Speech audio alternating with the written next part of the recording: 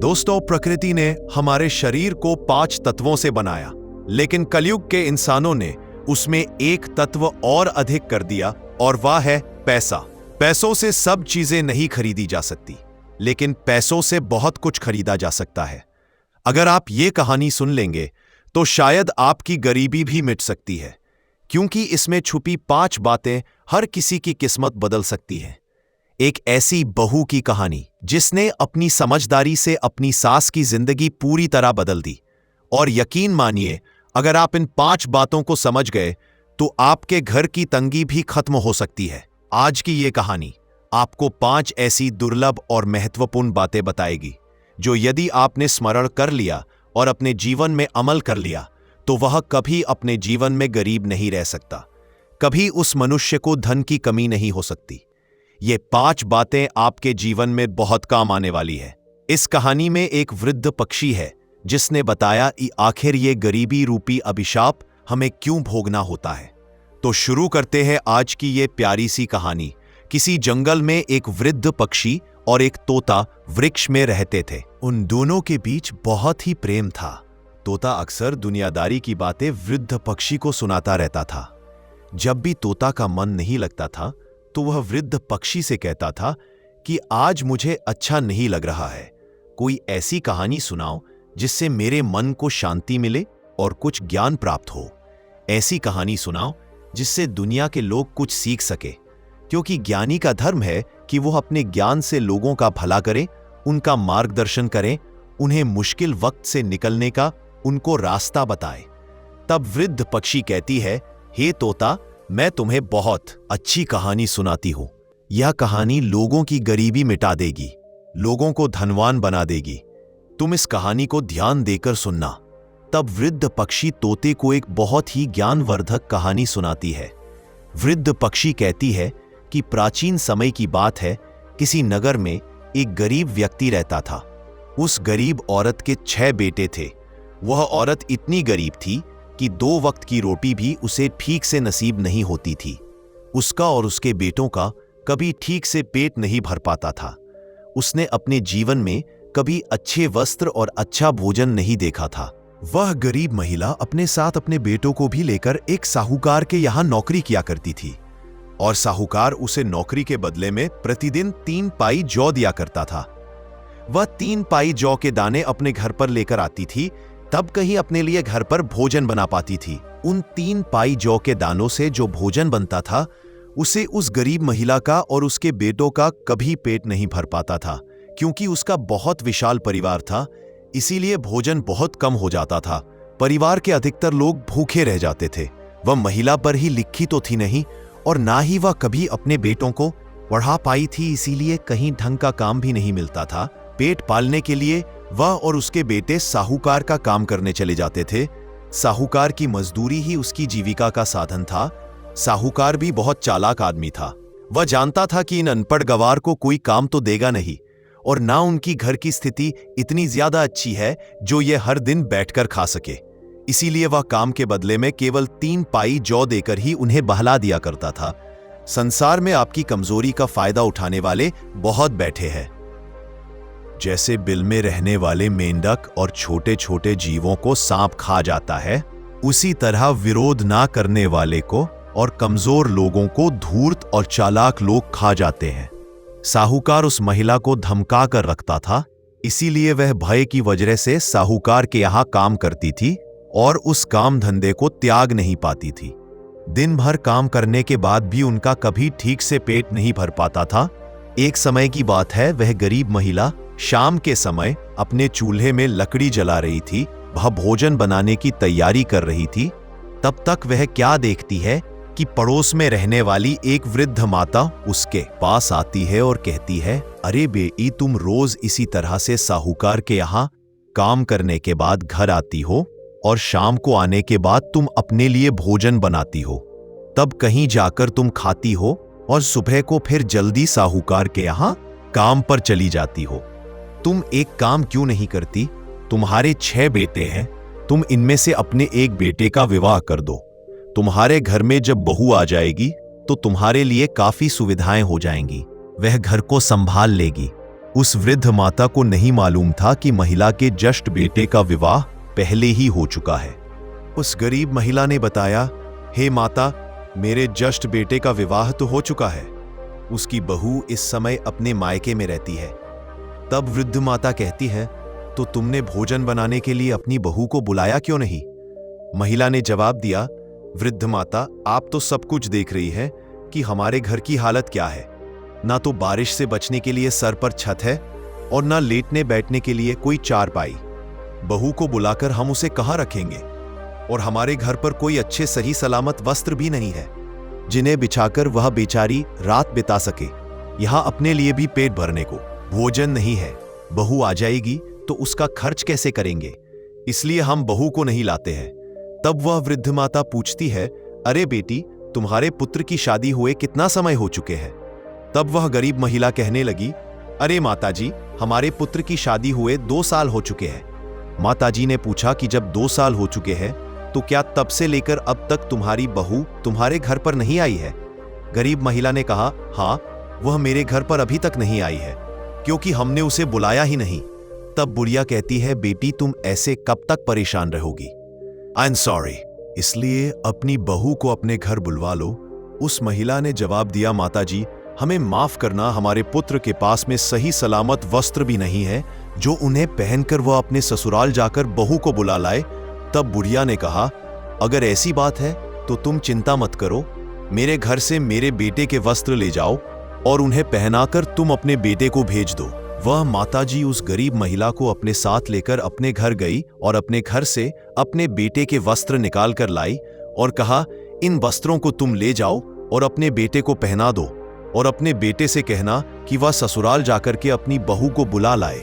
वह गरीब महिला उन वस्त्रों को लेकर जब अपने घर पर आती है और अपने ज्येष्ठ बेटे को बुलाता है, फिर अपने बेटे से कहती है कि बेटे, इन वस्त्रों को पहन करके तुम अपनी ससुराल चले जाओ और अपनी पत्नी को बुलाकर ले आओ। इधर वस्त्रों को पहन करके वह गरीब महिला का बेटा अपनी ससुराल में पहुंचता है और उसके ससुराल वालों ने जब उसको देखा तो उसका खूब सेवा सत्कार किया। 2 दिन तक वह अपनी ससुराल में रुका। उसके बाद में अपनी पत्नी को लेकर वह अपने घर की ओर चल दिया। जब वह अपनी पत्नी को लेकर के अपने गांव के नजदीक आया तो उसने अपने गांव के पास आकर के विचार किया कि हमारे घर पर तो टूटी चारपाई है, हमारे घर की हालत बहुत खराब है। यदि इस समय हमारी पत्नी हमारे घर पर जाएगी तो हमें शर्म की वजह से अपना सिर झुकाना होगा। तब उस गरीब के बेटे ने विचार किया, चलो हम उस पड़ोस वाली माताजी के घर पर ही अपनी पत्नी को ठहरा देते हैं। इतना विचार करने के बाद में वह गरीब महिला का बेटा अपनी पत्नी को लेकर उस माताजी के घर पर जाता है और अपनी पत्नी को वहीं पर ठहरा देता है। उसके बाद वह युवक अपने घर पर आया चला आता है। उस पत्नी को नहीं पता था कि यह घर उसका नहीं है, बल्कि उसके पति ने उसे किसी दूसरे के घर में ठहराया है। रात भर वह पत्नी उस वृद्ध माताजी के घर पर ठहरी रही। उनका घर बहुत अच्छा बना हुआ था। पत्नी समझ रही थी कि यह उसके ही पति का घर है, लेकिन वह एक बात बार बार सोच रही थी कि उसका पति उसे इस घर में रखकर कहां चला गया है। इधर जब सवेरा होता है तो वह गरीब महिला अपने बेटों को लेकर साहूकार के यहां मजदूरी करने चली जाता है। दूसरी तरफ उस वृद्ध माताजी ने सोचा कि वह युवक अपनी पत्नी को हमारे घर पर रखकर चला गया, लेकिन अभी तक उसे लेने नहीं आया। वृद्ध माताजी ने 2 दिन तक इंतजार किया। जब वह उसे बुलवाने नहीं आया तो माताजी ने सोचा कि चलो मैं ही इस बहू को इसके घर पर पहुंचा देती हूं। तब माताजी ने उस बहू से कहा, अरे बहू, लगता है तुम्हारा पति तो तुम्हें बुलवाने नहीं आएगा, चलो मैं ही तुम्हें तुम्हारी ससुराल ले चलती हूं। माताजी की बात सुनकर वह बहू एकदम चौंक जाती है। वह कहती है, ससुराल कैसा? ससुराल? क्या जिस घर में मैं रह रही हूं वह मेरा ससुराल नहीं है? तब वृद्ध माताजी उसे पूरी बात समझती है और उस बहू को लेकर के वह उसके ससुराल जाती है। उस बहू ने जब अपने घर में जाकर देखा तो घर का नजारा देखकर वह हैरान रह गई। घर की हालत बहुत बुरी थी। जगह जगह चूल्हे बने हुए थे और सब चूल्हे में राख भरी थी। घर में इधर उधर भी राख बिखरी थी। फिर उसके बाद उसने चारपाई की तरफ देखा तो चारपाई भी टूटी थी और जो बिस्तर थे उन पर काफी धूल जमी हुई थी।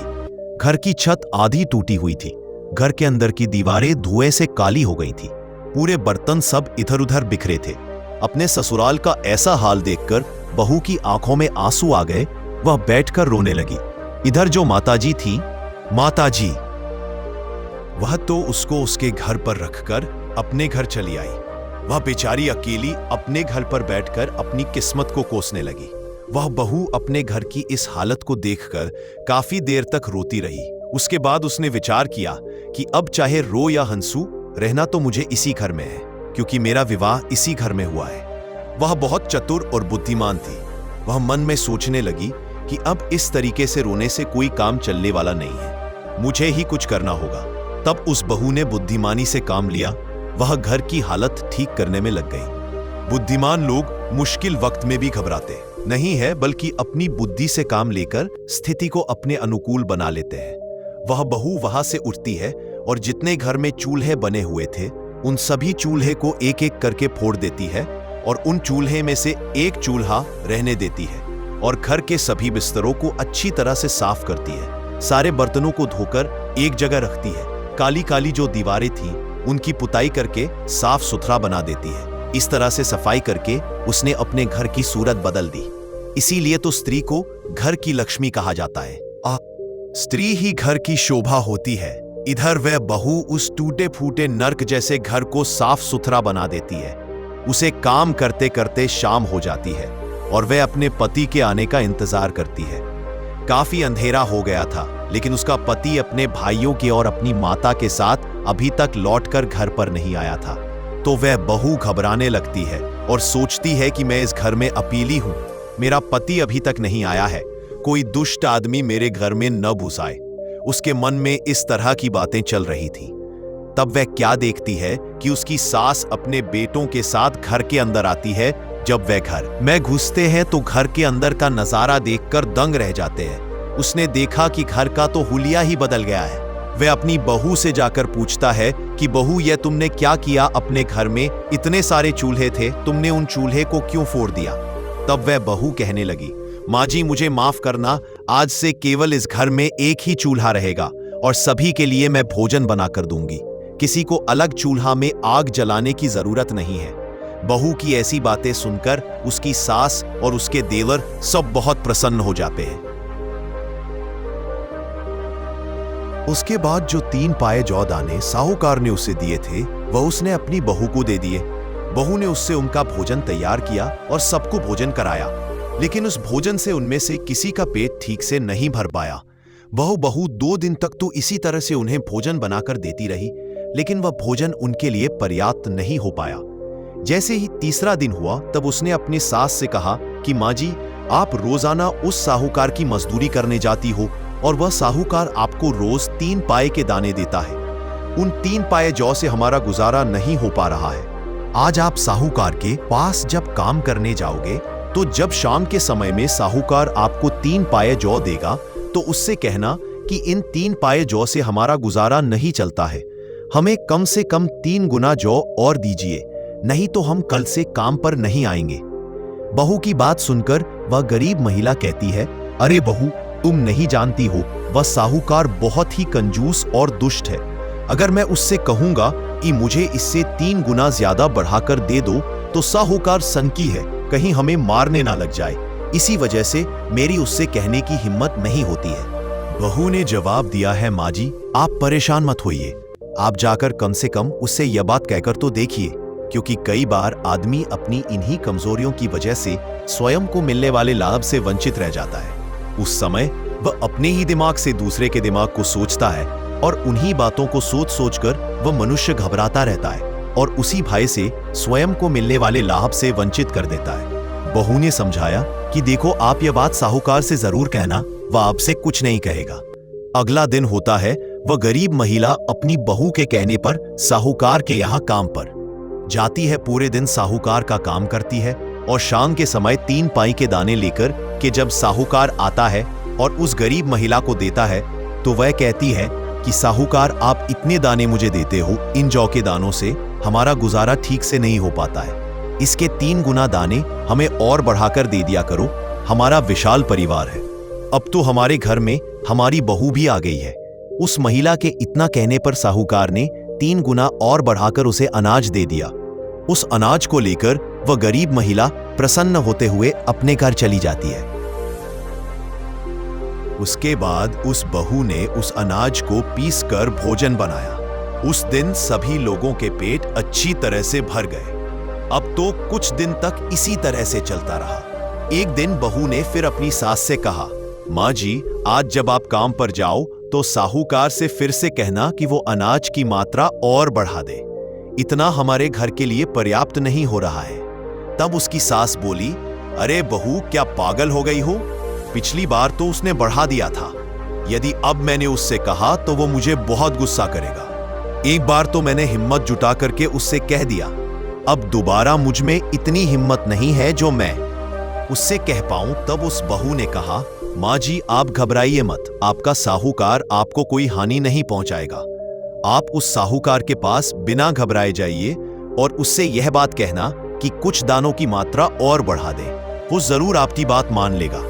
अब तो वो गरीब महिला अपने बेटों को लेकर साहूकार के यहाँ काम पर जाती है और पूरे दिन काम करती है। जब शाम को साहूकार उसे जौ के दाने देता है तो गरीब महिला ने उसे हाथ जोड़ करके कहा, साहूकार जी, आप जौ के दानों की मात्रा और बढ़ा दीजिए। इतने से हमारा गुजारा नहीं हो पाता है। गरीब महिला की मांग सुनकर उस साहूकार ने 3 गुना जौ और बढ़ाकर दे दिए। अब तो वह सभी लोग बहुत खुश होते हुए अपने घर को चले आते हैं। अब इस प्रकार से वह बहू उस अनाज में से 3 पाई जौ रोजाना बचाकर रख लेती थी। धीरे धीरे कई दिन बीत गए। उसने अनाज बचा बचाकर काफी अनाज इकट्ठा कर लिया और एक दिन अपनी सास से बोली, माँ जी, इस तरीका से आप यदि मजदूरी करते रहे तो हम अपनी जिंदगी में कुछ नहीं कर पाएंगे। मनुष्य को उन्नति के लिए अपनी सोच को बदलना चाहिए। जो अपनी सोच को कुएं के मेंढक की तरह रखता है वह कभी तरक्की नहीं कर पाता है। उसका जीवन केवल गुलामी करने में निकल जाता है। छोटी सोच मनुष्य को गरीबी के दलदल से बाहर नहीं निकलने देती।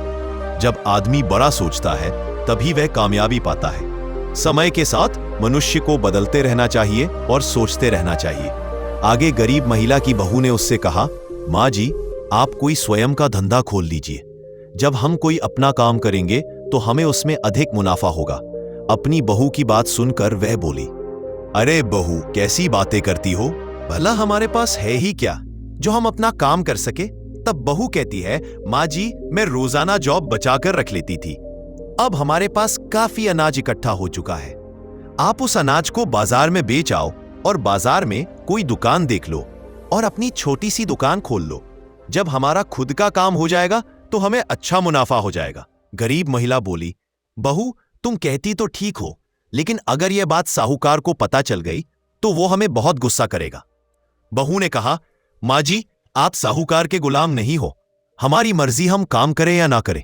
उस गरीब औरत ने वैसा ही किया जैसा उसकी बहू ने बताया था। इसलिए उस दिन से साहूकार के काम पर जाना बंद कर दिया और बाजार में एक दुकान देख ली और वह अनाज बेचकर महिला ने अपनी एक दुकान खोल ली। धीरे धीरे उसकी दुकान अच्छी तरह से चलने लगी। अब उसकी गुजर बहुत अच्छे से होने लगी। शाम को जब वह दुकान से लौटकर अपने घर आती और अपने परिवार के साथ बैठकर प्रेम से भोजन करती थी तो एक दिन बहू ने फिर उसे एक बात बताई। बहू बोली कि माँ जी, जब भी आप घर पर आया करो तो कुछ ना कुछ लेकर आया करो। आज से हम तो देश की बात कर रहे हैं। बस इन लोगों का ध्यान रख लेते हैं कि आज के दिन किस तरह के काम आते हैं। बस उन लोगों का ध्यान रखें जो कि मैं रखने आपके धाम फिर उनसे ज्यादा कर रहा हूं। अगले मुद्दे में जल्द आया हूं। अगर कुछ ना मिले तो आपको रास्ते में जो कुछ मिल जाए उसे ही उठा ले आया करो। ऐसा करने से घर में धन की वृद्धि होती है। आज से घर पर जब भी आओगे तो खाली हाथ नहीं आओगे। सास ने जवाब दिया, ठीक है बहू, हम आज से ऐसा ही करेंगे। इधर अगला दिन हुआ और वह गरीब महिला अपनी दुकान पर पहुंची।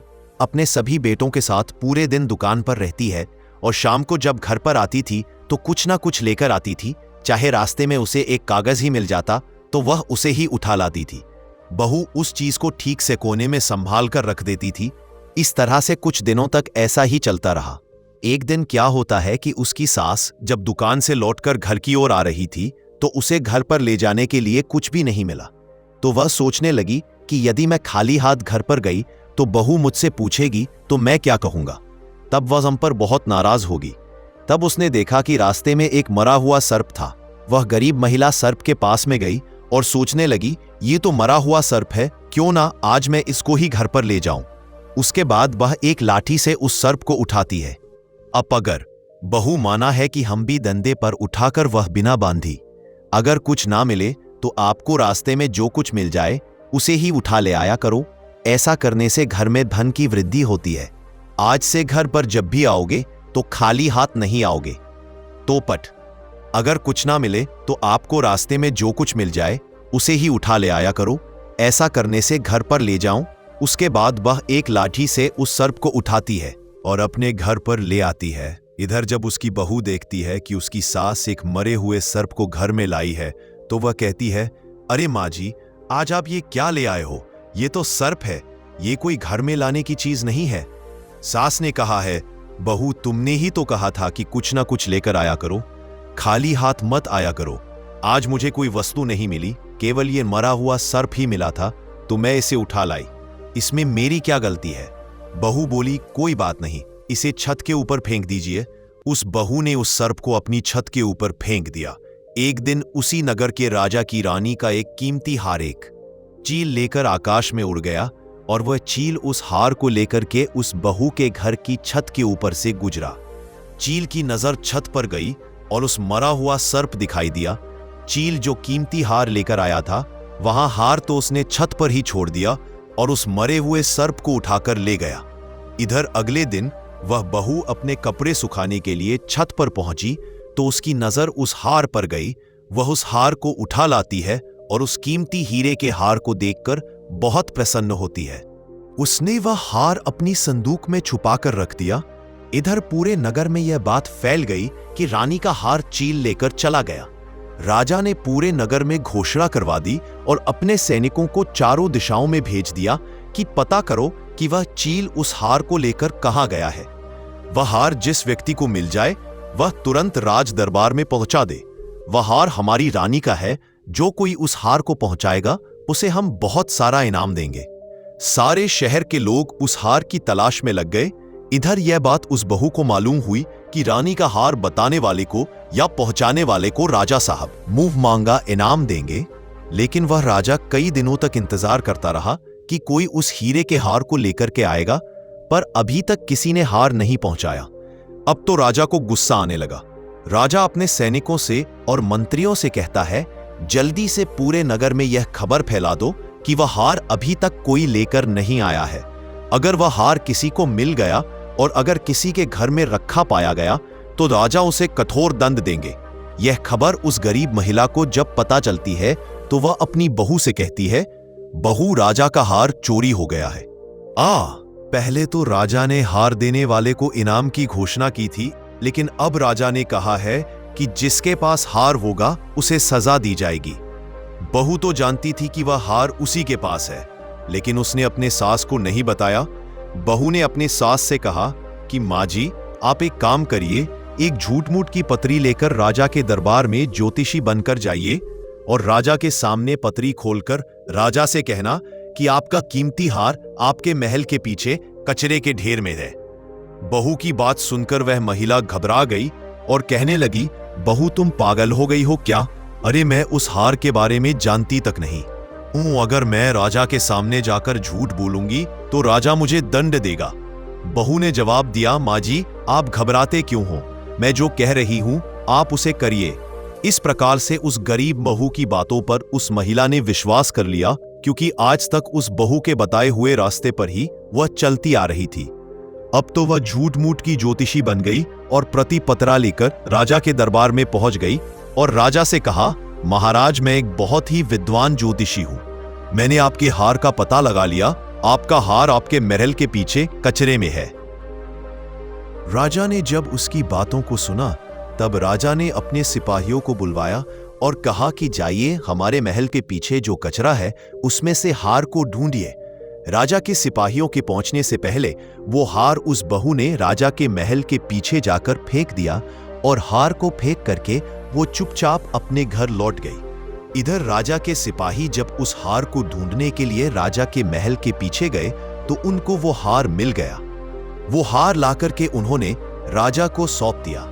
तब वो राजा उस गरीब महिला से बहुत ही प्रसन्न होता है और कहता है कि तुमने हमारा हार बता दिया है, इसलिए हमसे तुम कोई भी वरदान मांग लो, तब वो महिला कहने लगी, हे राजा साहब, आप हमें माफ कर दीजिएगा। हम अपने घर में जाकर के अपनी बहू से और अपने बच्चों से सलाह करने के बाद ही आपसे कुछ मांगेंगे। तब राजा ने कहा, ठीक है, जाओ तुम अपने बहू और बच्चों से सलाह लेकर के आओ। अब वो गरीब महिला अपनी बहू के पास आती है और कहती है कि वो राजा मुझसे कोई इनाम मांगने के लिए कह रहा है, मैं क्या मांगू? तब बहू कहती है कि माँ जी, आप जाइए और पहले राजा से आप वचन ले लेना। फिर उसके बाद में जब वह राजा वचन दे दे तब उससे मांगना कहना कि महाराज, इस बार जब दिवाली आएगी तो किसी के घर में भी दिया ना जले, नगर का कोई भी व्यक्ति अपने घर में दिया ना जलाए। राजा से आप इतना ही मांग लेना। बहू की बात सुनकर वह गरीब महिला घबरा गई और कहने लगी, बहू, ये तुम क्या कह रही हो? ये बात सुनकर तो राजा मुझे फांसी पर लटका देगा। तब बहू ने कहा, माँ जी, आप घबराइए नहीं, मैं आपसे जो कह रही हूं आप उसे करिए। अब बहू के बार बार आग्रह करने पर वह गरीब महिला राजा के पास जाती है और राजा से कहती है कि राजा साहब, पहले आप वचन दीजिए, तभी हम आपसे मांगेंगे। यदि आप वचन नहीं दोगे तो हम नहीं मांगेंगे। राजा ने वचन दिया और कहा कि आप जो मांगोगे हम वही आपको देंगे। तब उस महिला ने राजा से वही बात कह दी जो उसकी बहू ने बताई थी। इस बार दिवाली आ रही है और हमारी आपसे मांग है कि इस बार दिवाली पर नगर का कोई भी व्यक्ति अपने घर दीपक ना जलाए। पूरे शहर में अंधेरा रहना चाहिए। दीपक केवल हमारे ही घर में जलेगा। गरीब महिला की बात सुनकर राजा गुस्से से भर गया और कहने लगा, क्या तेरा दिमाग खराब हो गया है? आया ना, मैं कैसे पूरे शहर में अंधेरा करवा दूं? गरीब महिला ने कहा, महाराज, गुस्सा क्यों करते हो? यदि आपको नहीं देना है तो मना कर दीजिए। काफी सोच विचार करने के बाद राजा ने कहा, ठीक है, हमने वचन दिया है तो हम अपने वचन को पूरा करेंगे। राजा ने पूरे शहर में मुनादी करवा दी कि इस बार दिवाली पर कोई दिया नहीं जलाए, केवल इस महिला के घर में ही दीपक जलेगा। अब वही होता है, और जब धनतेरस आती है तो किसी के घर में एक भी दिया नहीं जलता है, केवल उसी महिला के घर में उसकी बहू दीपक जलाती है। इधर जब शाम के समय माता लक्ष्मी रिद्धि सिद्धि को अपने साथ लेकर उसी नगर में आती है तो माता लक्ष्मी ने देखा कि आज पूरे नगर में, पूरे शहर में अंधेरा ही अंधेरा है। माता लक्ष्मी ने रिद्धि सिद्धि से कहा, भला यह क्या बात है? तब रिद्धि सिद्धि ने माता लक्ष्मी को सारा हाल बताया। माता लक्ष्मी वही रुकती है जिस घर में प्रकाश होता है, जिस घर में प्रेम होता है, जहां लड़ाई झगड़ा नहीं होता, जहां शांति होती है, जहां पर उजाला होता है। अब लक्ष्मी रिद्धि सिद्धि को अपने साथ लेकर पूरे शहर में प्रकाश ढूंढने लग जाती है। प्रकाश को ढूंढते ढूंढते जब माता लक्ष्मी आगे को बढ़ी तो वह क्या देखती है कि उसी गरीब महिला के घर में घी का दीपक जल रहा था और उसके घर वाले सब सो रहे थे। इधर माता लक्ष्मी उस गरीब के घर में जाकर बैठ जाती है और उसके घर पर अपनी कृपा बरसा देती है। उसकी छोटी सी झोपड़ी को महल में बदल देती है और उसके घर को धन दौलत से भर देती है। सुबह जब उस बहू की आंख खुलती है तो उसने देखा कि उसका घर तो एक भव्य महल के रूप में बदल चुका है। इसने अपने पति और देवर को जगाया तो सब लोग यह देखकर बहुत प्रसन्न होते हैं। उनकी आंखों में खुशी के आंसू छलक आते हैं। इधर जब दिवाली समाप्त हो जाती है तो बहू ने अपनी सास से कहा, माँ जी, आप राजा के पास चले जाइए। पूरे नगर में दिवाली ना जलने के कारण राजा बहुत गुस्से में होगा। राजा से कहना कि हमारे नगर पर बहुत दिग्गज विपत्ति आने वाली थी, सो अंधेरा होने के कारण वह विपत्ति टल गई। गरीब महिला ने वही किया। वह राजा के दरबार में गई। उस समय राजा बहुत ही क्रोध में बैठा था। गरीब महिला ज्योतिषी के भेष में हाथ जोड़कर कहने लगी, महाराज, हमें माफ करना। इन 3 दिनों में जो अंधेरा इस नगर में रखवाया गया था, किसी के घर में दीपक नहीं जला था। इसका कारण यह था कि आपके नगर पर बहुत दिग्गज मुसीबत आने वाली थी। वह मुसीबत अंधेरा होने के कारण नहीं आई, वह विपत्ति टल चुकी है।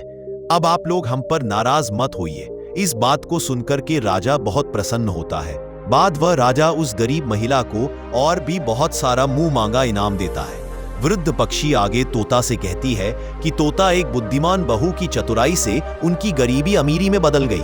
नर्क जैसा दिखने वाला वह घर स्वर्ग बन गया। कहते हैं कि बुद्धिमानी और विवेक से किया गया काम हमेशा सफल होता है और वह आपको सुख की ओर ले जाता है। तब वृद्ध पक्षी बोली, हे तोता, जो मनुष्य मेरी इन 5 बातों को ध्यान नहीं रखता है वह हमेशा गरीबी से बंधा रहता है। नंबर 1, जो मनुष्य हिम्मत और साहस से खाली है करने योग्य कार्य को भी समय पर नहीं करता, वह आदमी गरीब बना रहता है। नंबर 2, जो बुद्धि से सोचकर काम नहीं करता, जल्दबाजी में कर बैठता है, किसी काम को करने से पहले घबरा जाता है, वह हमेशा गरीब बना रहता है। नंबर 3, जो मनुष्य प्रयास नहीं करता, समय के साथ बदलता नहीं है और ऊंचा नहीं सोचता, वह गरीब बना रहता है। नंबर 4, जो मनुष्य दूसरों पर निर्भर रहता है, आत्मनिर्भर नहीं बनता, थोड़े से ही संतोष कर लेता है, वह हमेशा गरीब बना रहता है। नंबर 5, जिस घर में स्त्री नहीं होती, स्त्री का सम्मान नहीं होता, स्त्री को मारा पीटा जाता है। जिस घर में हर समय लड़ाई झगड़े होते हैं, जिस घर के पुरुष क्रोधी और उदंड होते हैं, जिस घर के पुरुष पराई स्त्रियों में अशक्त रहते हैं, उस घर से कभी गरीबी नहीं जाती। दोस्तों, इस प्रकार से वृद्ध पक्षी ने ये 5 बातें बताई। जो इन 5 बातों को जीवन में याद रखता है, वह कभी गरीब नहीं रहता। तोता कहता है कि हे वृद्ध पक्षी, आपने मुझे बहुत कवाया था, सुंदर कहानी सुनाई। ये कहानी सुनकर कि हमारा समय बहुत अच्छा कट गया और हमें ज्ञान भी प्राप्त हो गया। उम्मीद है कि आपको भी ये कहानी पसंद आई होगी। तो हमारे चैनल यूनिक बुद्धा स्टोरीज को सब्सक्राइब करें। नमो बुद्धधाय। और वीडियो में अंत तक बने रखने के लिए धन्यवाद।